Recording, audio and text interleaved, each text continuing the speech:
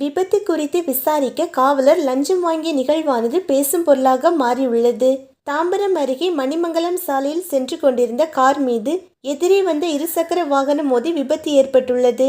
பாதிக்கப்பட்டவர் பொத்தேரியில் இயங்கி வரும் தாம்பரம் போக்குவரத்து புலனாய்வு பிரிவு காவல் நிலையத்திற்கு சென்ற நிலையில் விபத்து குறித்து விசாரிக்க காவல் உதவி ஆய்வாளர் 5000 ரூபாய் லஞ்சம் பெற்றுள்ளார். இந்த காணொலி தற்போது சமூக வலைதளங்களில் வெளியாகி பெரும் சர்ச்சையாக மாறியுள்ளது.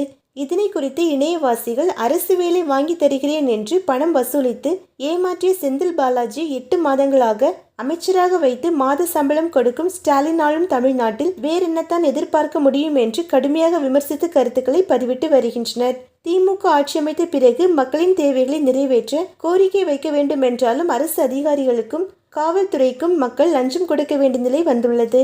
அதிலும் குறிப்பாக பொதுமக்களை காப்பாற்ற வேண்டிய காவலர்கள் பாதுகாப்பு அளிக்க வேண்டும் என்றாலும் லஞ்சம் கேட்டு வாங்குகின்றனர். மேலும் போக்குவரத்து காவலர்கள் வாகனங்களை தேவையில்லாத காரணங்களை கூறி தடுத்து நிறுத்துவதும் பணம் வாங்குவதும் வாடிக்கையாகவே செய்து வருகின்றனர். இது தொடர்புடைய காணொலிகளை அடிக்கடி சமூக வலைதளங்களில் பார்க்க முடிகிறது. வழக்கை போடுவதற்கும் வழக்கை ரத்து செய்வதற்கும் காவலர்கள் மாற்றி மாற்றி லஞ்சம் வாங்குகின்றனர்.